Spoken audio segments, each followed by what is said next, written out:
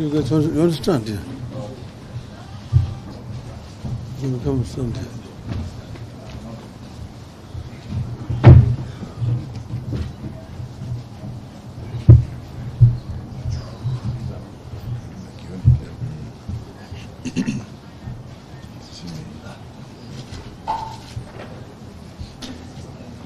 You ready? You ready?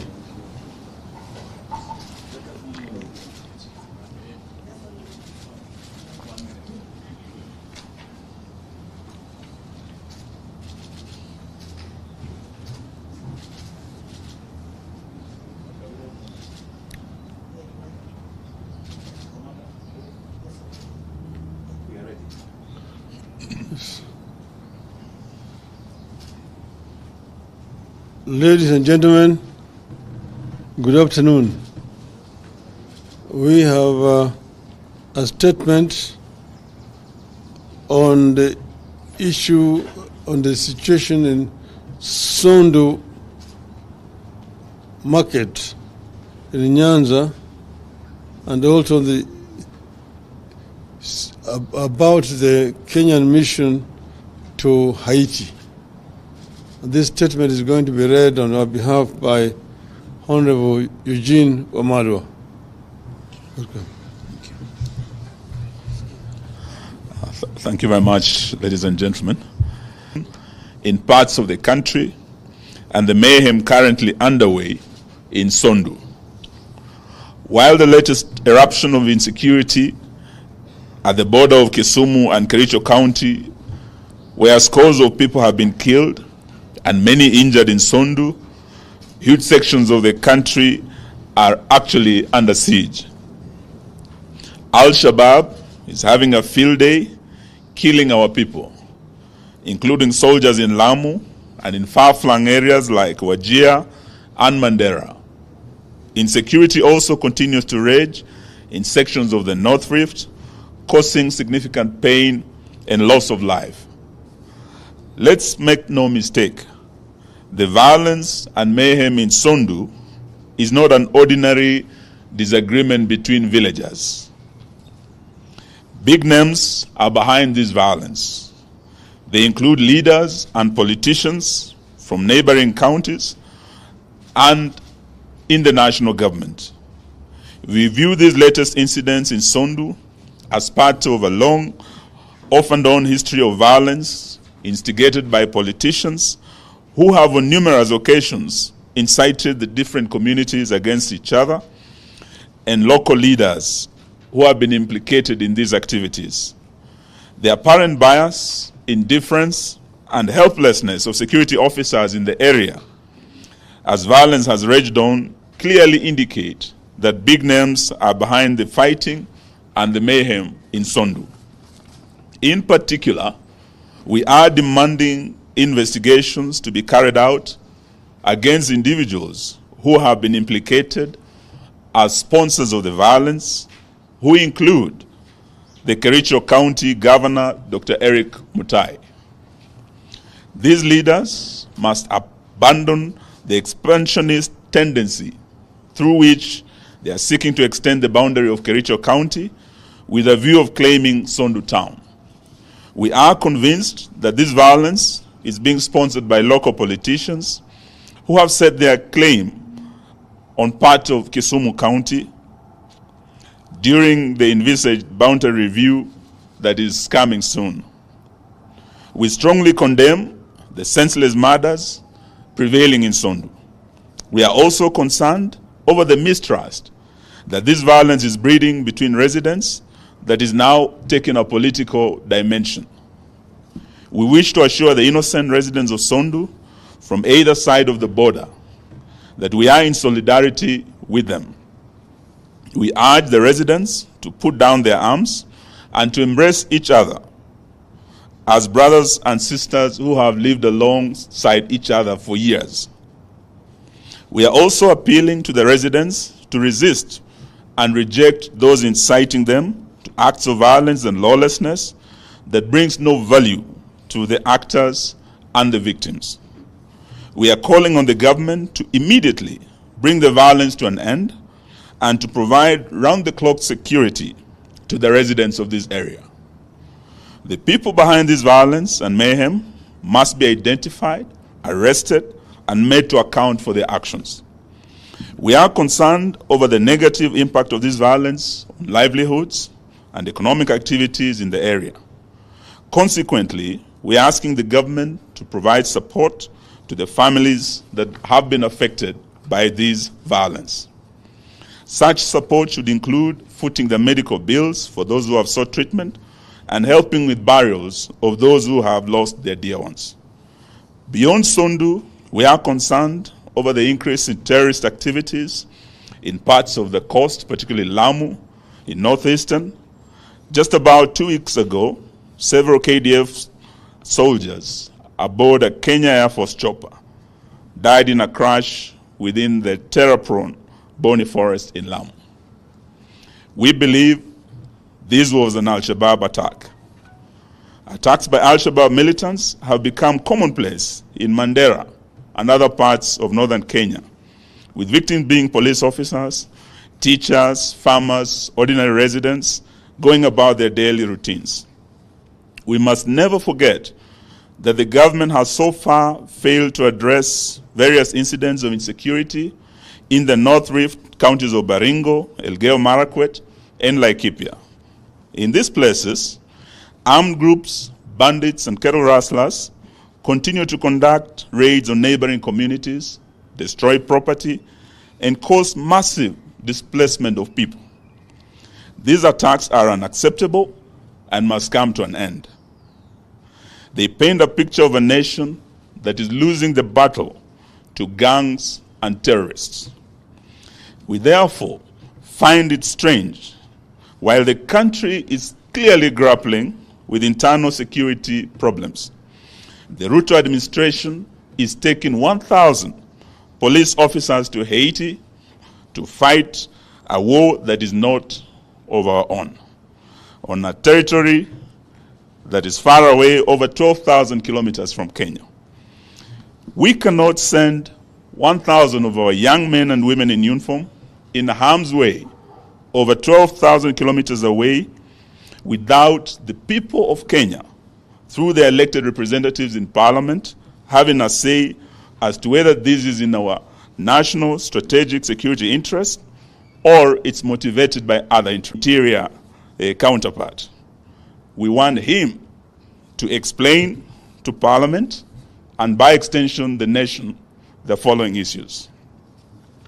1, why are we sending our officers to Haiti to protect Haitians while the security situation at home is deteriorating and they are unable to protect lives and property of Kenyans in Sondu, in the North Rift, in Northeastern, in Lamu, and at the coast against gangs, cattle rustlers, bandits, and the resurgent Al-Shabaab terrorists who are slaughtering Kenyans day and night?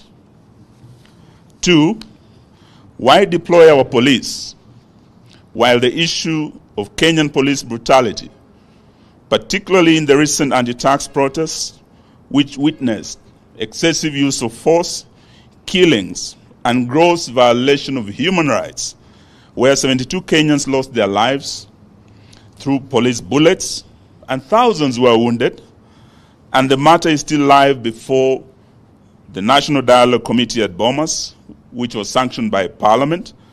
Some matters are before our courts, and some matters are still being considered by the Police Reform Task Force.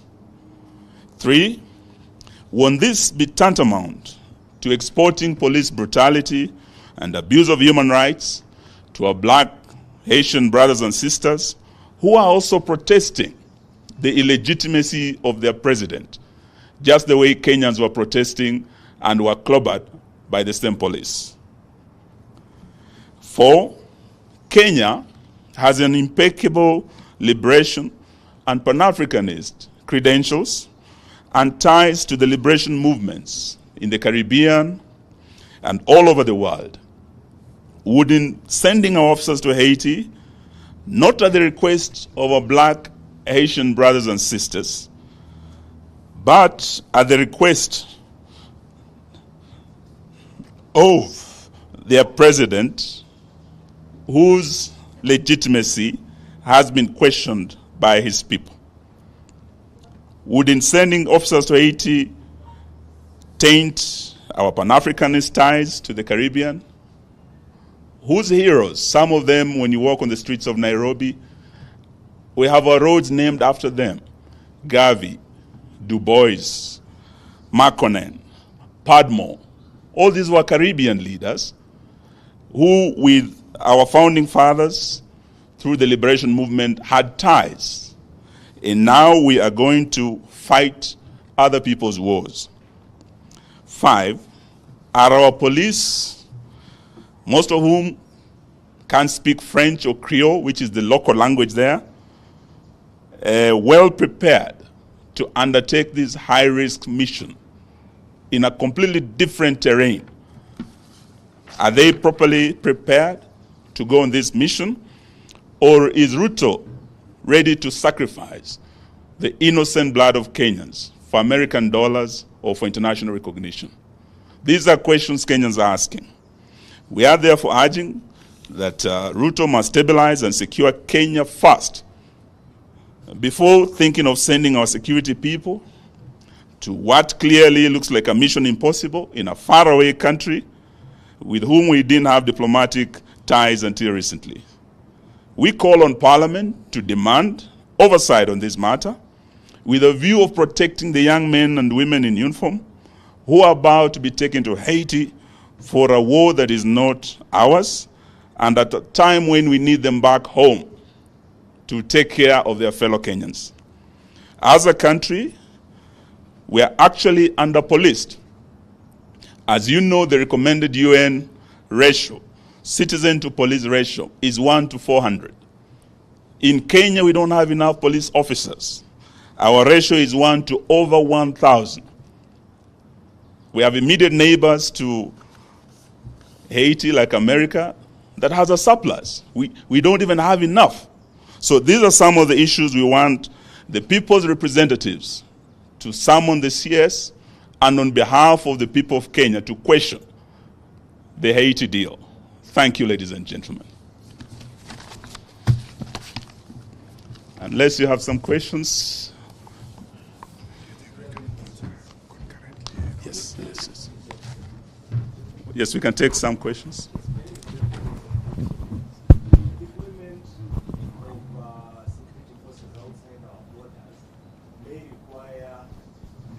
Parliament approval. Is it your position that your members in Parliament will be opposing this when it comes before the House?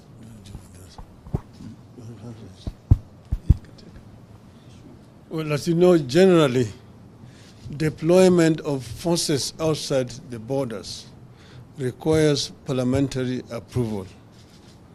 As you know, when I was the Prime Minister and we took a decision, the Cabinet, to send our forces to Somalia, I took a motion to Parliament, and it was approved, debated and approved by Parliament. Now, this is a similar case. We are sending out our troops or forces outside our borders. It must be approved by Parliament. Just like the defense treaty that has been signed between our government and the government of the United States must also be taken to Parliament and approved.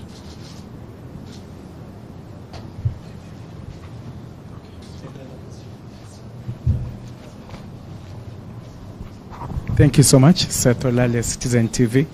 Do you think the latest concerns in regards to insecurity is going to have a negative impact or even derail the national dialogue?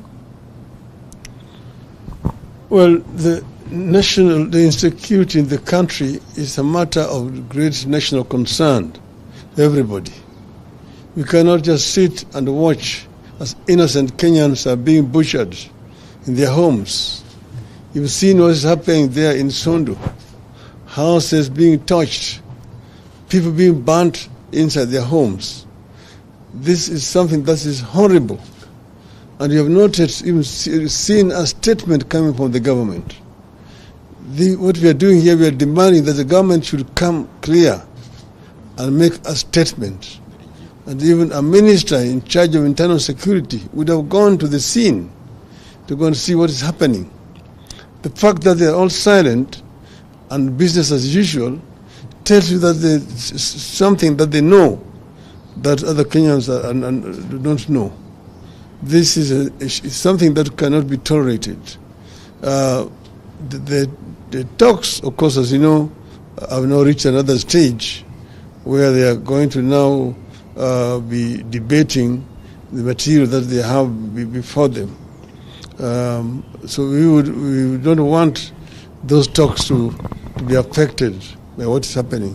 But what we are doing is we are calling the government to action. The government is asleep when Kenya is burning, and this is not right. I think we are done. Thank you very much for your time. We're sending statements to you shortly. Thank you.